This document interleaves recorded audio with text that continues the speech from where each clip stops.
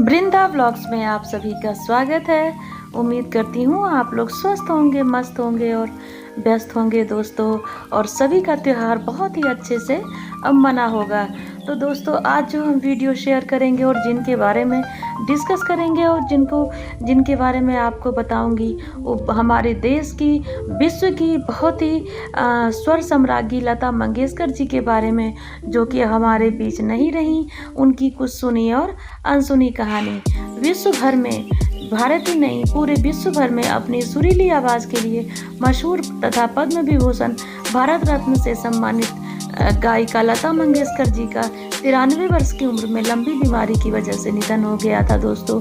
वो corona positive भी हो चुकी थी, जिनके बाद उन्हें मुंबई के स्थित ब्रीच कैंडी हॉस्पिटल में भर्ती करा दिया गया, किंतु वहां भी उनकी हालत में सुधार नहीं आया और भारत ने यह अपना अनमोल रत्न 6 फरवरी 2022 की सुबह खो दिया। भारत ही नहीं, विश्व में हर संगीत प्रेमी को इस खबर ने झकझोर दिया था। दोस्तों, लता जी को समर्पित है आज की ये वीडियो, और इस वीडियो में मैं उनके बारे में कुछ सुनी और अनसुनी कहानी बताऊंगी, तो अंत तक बने रहिएगा। लता मंगेशकर जी की जीवनी जो है वो कहाँ से स्टार्ट हुई, कैसे स्टार्ट हुई, उन सब के बारे में बताऊंगी। तो दोस्तों, इनका जो प्रारंभिक नाम था वो था हेमा, और इनको बॉलीवुड में की नाइटिंगेल कहा जाता था, और इनकी जन्म तिथि 28 सितंबर 1929 को मध्य प्रदेश इंदौर में हुआ था। इनके पिता का नाम दीनानाथ मंगेशकर और माता का नाम शेवंती मंगेशकर था, और ये 4 बहन और 1 भाई है इनका। और दोस्तों, ये सबसे बड़ी बहन थी, और इनको राष्ट्रीय फिल्म पुरस्कार, फिल्म फेयर सर्वश्रेष्ठ पार्श्व गायिका पुरस्कार, फिल्म फेयर आजीवन उपलब्धि पुरस्कार, बंगाल फिल्म पत्रकार संगठन पुरस्कार, फिल्म फेयर विशेष पुरस्कार इत्यादि कई सारे पुरस्कारों से नवाजा गया। दोस्तों, भारत की सबसे लोकप्रिय सुप्रसिद्ध गायिका लता मंगेशकर जी का जन्म 28 सितंबर 1929 को मध्य प्रदेश के इंदौर शहर के एक साधारण परिवार में हुआ था। लता जी का मूल नाम हेमा था। इनकी परवरिश महाराष्ट्र में हुई। इनके पिता दीनानाथ मंगेशकर एक मराठी संगीतकार थे, साथ ही साथ वे थिएटर भी किया करते थे। लता जी की माता, जो कि मूल रूप से गुजराती थी, का नाम शेवंती देवी था। शेवंती देवी दीनानाथ मंगेशकर की दूसरी पत्नी थी। दोस्तों, दीनानाथ जी की पहली पत्नी नर्मदा देवी थी, जो शेवंती देवी की बड़ी बहन थी। तो नर्मदा देवी के देहांत के बाद दीनानाथ जी ने लता जी की माता शेवंती देवी से विवाह किया था, और लता जी 4 बहन और 1 भाई थी। इनकी सबसे बड़ी संतान थी। इनकी 3 बहनों का नाम मीना खडीकर, आशा भोसले और उषा मंगेशकर है। दोस्तों, लता मंगेशकर जी के 1 भाई हैं, जिनका नाम हृदयनाथ मंगेशकर है। दोस्तों, लता जी का मूल नाम हेमा था। इनके पिताजी ने भावबंधन नामक नाटक में एक महिला किरदार लतिका से प्रभावित होकर हेमा का नाम लता रख दिया। तभी से हेमा जी को सब लता मंगेशकर के नाम से जानने लगे।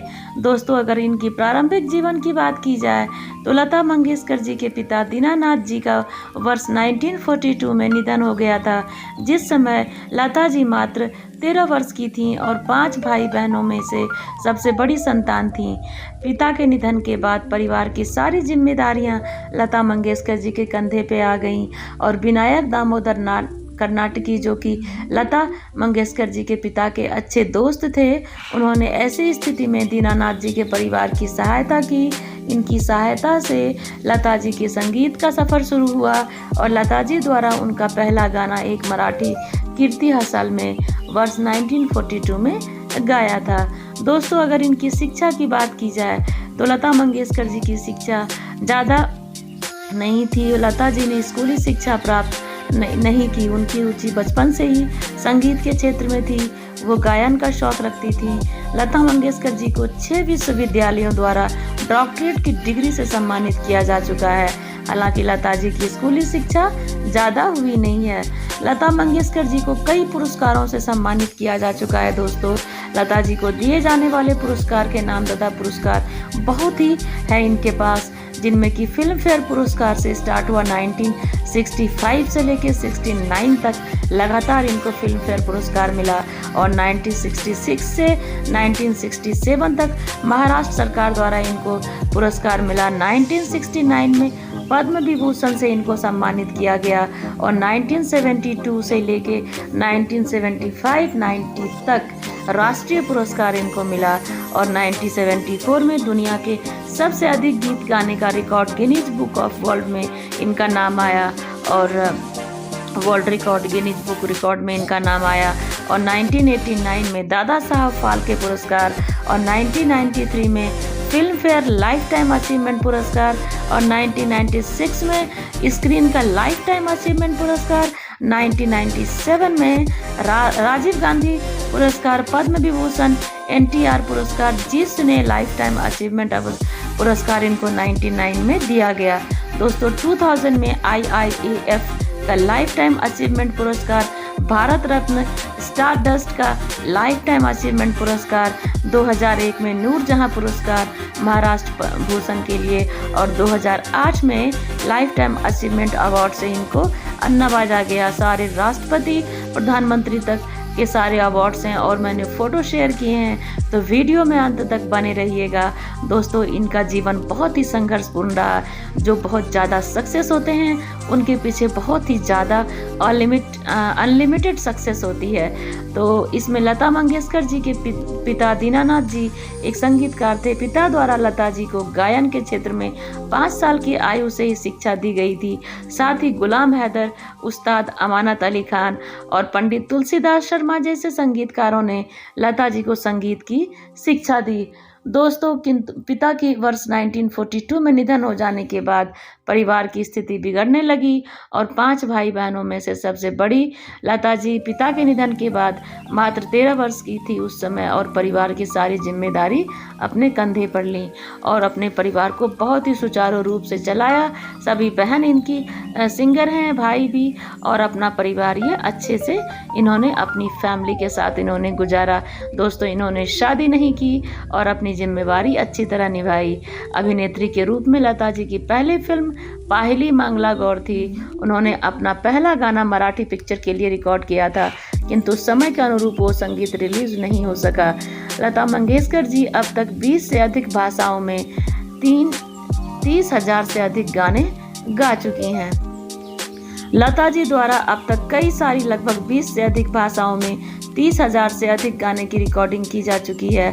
18 वर्ष की आयु में उनके द्वारा गाए जाने वाले गाने को मशहूर संगीतकार उस्ताद गुलाम हैदर ने सुना, और उन्होंने प्रभावित होकर लता जी को अपने शशिधर मुखर्जी से मुलाकात कराई, और शशिधर मुखर्जी ने उनकी आवाज़ को खास तवज्जो नहीं दी, लेकिन मशहूर संगीतकार गुलाम हैदर ने लता जी को पहला ब्रेक दिया, और गुलाम हैदर के सहयोग से लता जी को संगीत के क्षेत्र में अपना लोहा मनवाया। 1948 में लता जी ने एक फिल्म मजबूर में गाना गाया था। लता जी के बोल कुछ इस प्रकार थे, दिल मेरा तोड़ा। ये गाना लता जी का पहला सुपरहिट गाना था। 1949 में महल नाम की फिल्म में लता जी द्वारा गाना गाया गाना आएगा आने वाला भी सुपरहिट हुई, और लगातार सुपरहिट गानों के बाद लता जी ने पीछे मुड़कर कभी नहीं देखा। दोस्तों लता जी के गाने काजोल तक की पिक्चर में उनके गाने हैं, और इतनी कम एज कहाँ काजोल 2024 की और लता जी 685 की, और उनका आवाज़ उन्होंने दिया।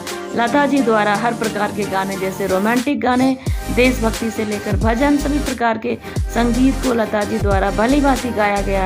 लता जी के देशभक्ति गीत ए मेरे वतन के लोगों, जरा आंख में भर लो पानी, उस समय के प्रधानमंत्री रहे पंडित जवाहरलाल नेहरू जी की आंखों को भी नम कर दिया था।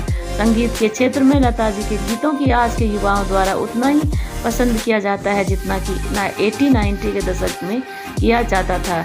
लता जी द्वारा गाए गए गानों को आज भी हर वर्ग के लोग सुनते हैं।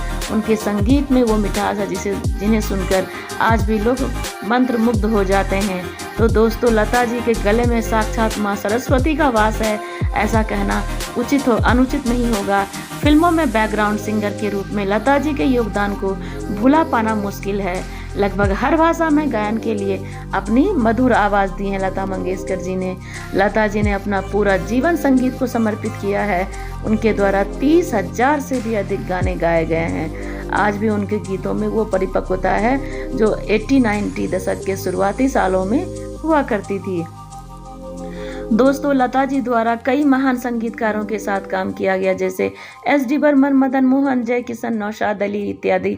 लता जी द्वारा कोहिनूर, बैजू बावरा, श्री 420, मुगले आजम, चोरी चोरी, देवदास, हाउस नंबर 420 जैसे अनेक मशहूर फिल्मों में गाने गाए और सुपरहिट हुए।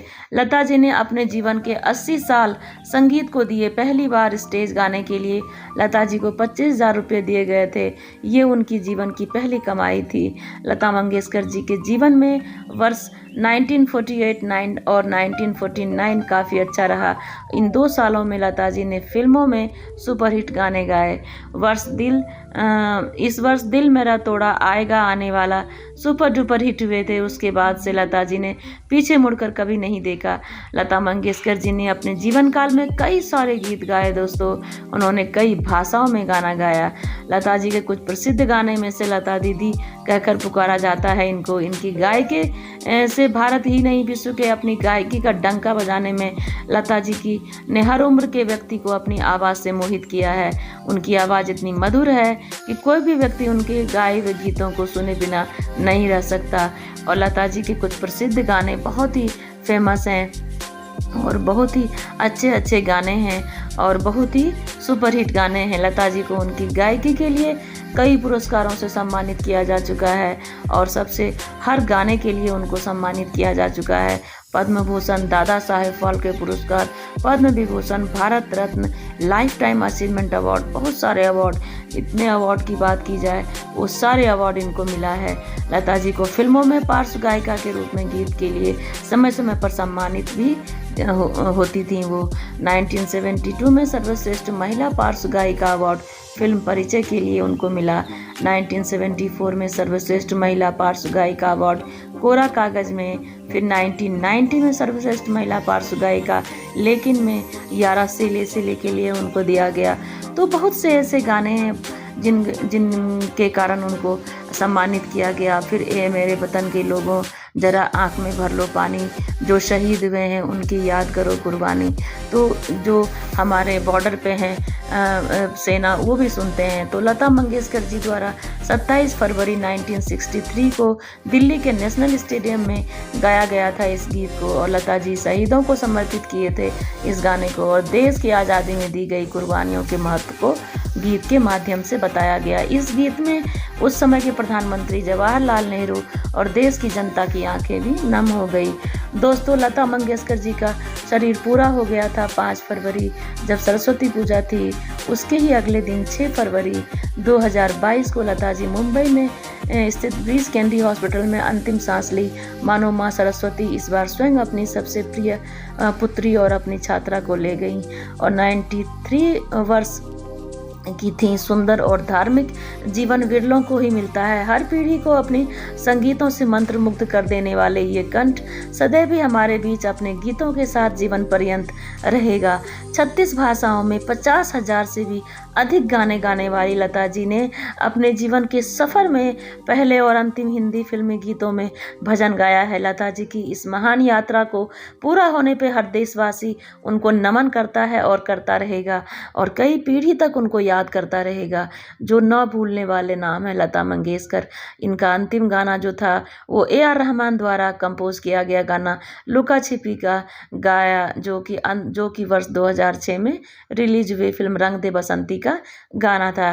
तो दोस्तों, इस तरह लता मंगेशकर जी की पर्सनल लाइफ और फिल्मी करियर ग्राफ रहा। उनकी 3 बहनें मीना, उषा और आशा हैं और एक भाई हैं जिनका नाम हृदयनाथ मंगेशकर है।